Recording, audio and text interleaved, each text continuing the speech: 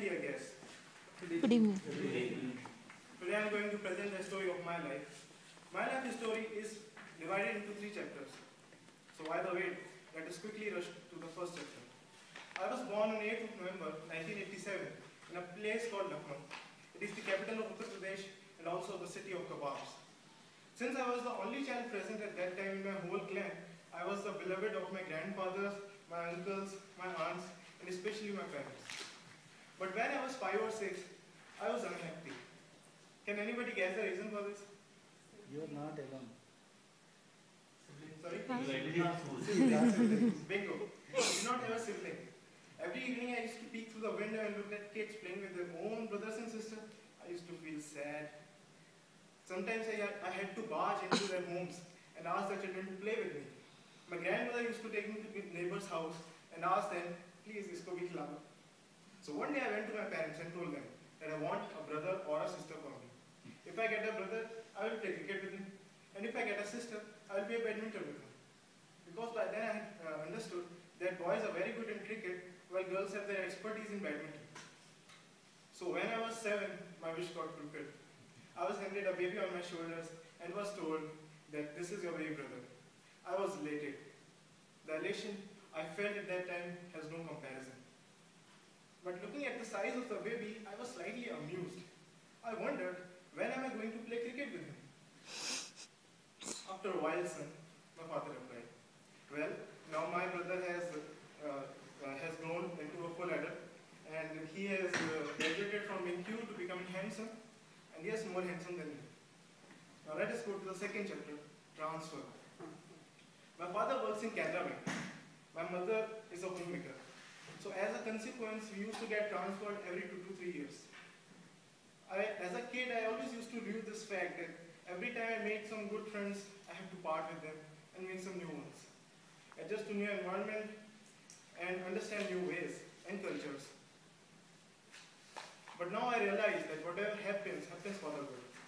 Because when I passed out of my college in 2011 and got placed in Infosys as a fresher, in a company which has people not only from all over the country, but from all over the globe, I feel at ease. And what else? The change is the only constant in life. This is what I have understood. And as now I have many friends in Bangalore, so my weekends always go booked. Now let us go to the third chapter. It is related to my interests and hobbies. As a kid, I wanted to do everything in life.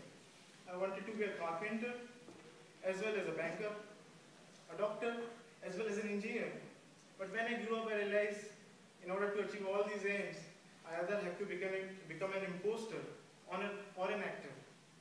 Becoming an imposter was not an option for me, and acting I somehow didn't pursue. But one thing which remained with me was the urge to do new things in life. For example, I want to learn new languages. So in my second year of college, I went and enrolled myself in German Language Center. I learned German and I realized that all the languages are indeed connected to each other. For example, if I have to say that my name is Tushar in German, I will say, mein Name ist Tushar. Now, Nama in Sanskrit means name, and in German it is name. I am also learning Kannada these days, and I have discovered something. If you take few letters from Hindi, rotate them in anti-clockwise manner in 90 degrees, you will form new letters in Kannada.